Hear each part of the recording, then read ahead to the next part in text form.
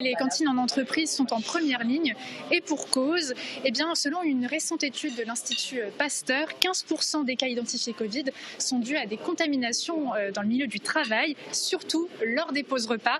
Alors le ministère du Travail a remanié le protocole sanitaire, il est plus drastique avec notamment 8 mètres carrés par personne, l'augmentation des services de restauration, 2 mètres de distance, etc. Mais encore faut-il de la place, du matériel adéquat pour respecter les consignes. Alors comment ça se passe concrètement sur le terrain côté organisation? On va poser la question au directeur de l'ESAT La Ruche de Sarreguemines. Éric Langard, bonjour. Bonjour. Alors quelles ont été les contraintes auxquelles vous avez été confrontés sur le terrain? Ce sont principalement des contraintes liées à l'application du protocole sanitaire et des gestes barrières.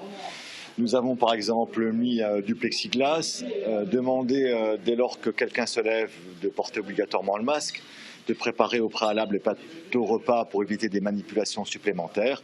Et puis également, nous avons mis en place une signalétique au sol pour mieux faire respecter les 2 mètres de distanciation. Et puis enfin, nous avons développé les ventes à emporter pour continuer à satisfaire nos clients habituels. Alors il faut quand même rappeler qu'ici, d'habitude, chaque jour, vous avez entre 150 à 200 personnes qui viennent se restaurer, vos salariés travailleurs, mais aussi des clients extérieurs, vous l'avez dit. Bien sûr, la jauge, elle a été réduite, expliquez-nous. Bien sûr, la jauge a été réduite. Nous avons entre autres mutualisé l'ensemble des espaces, les salles de restauration, les salles de formation, nos salles de réunion, pour que l'ensemble de nos salariés et travailleurs puissent être au maximum étalés, de telle façon à ce que la jauge puisse être respectée. Et les services donc sont entre 11h et quelques et 13h. Voilà, vous avez raison de le rappeler. Nos services ont été séquencés. Nous avons mis en place 3 services pour qu'il y ait un minimum de 2 personnes dans un espace de temps réduit. Alors, vous êtes une structure médico-sociale. Est-ce qu'au quotidien, c'est difficile d'être vigilant sur tous ces gestes barrières? Alors, c'est difficile, bien que ça fait 1 an que la pandémie perdure.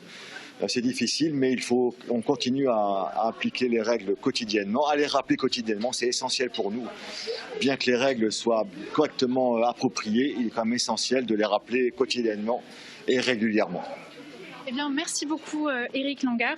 Malgré toutes ces mesures, il faut quand même rappeler que d'après cette même étude, il y a la moitié des professionnels qui se savent malades, qui viennent quand même travailler. Alors le plus gros de la vigilance vient quand même du salarié.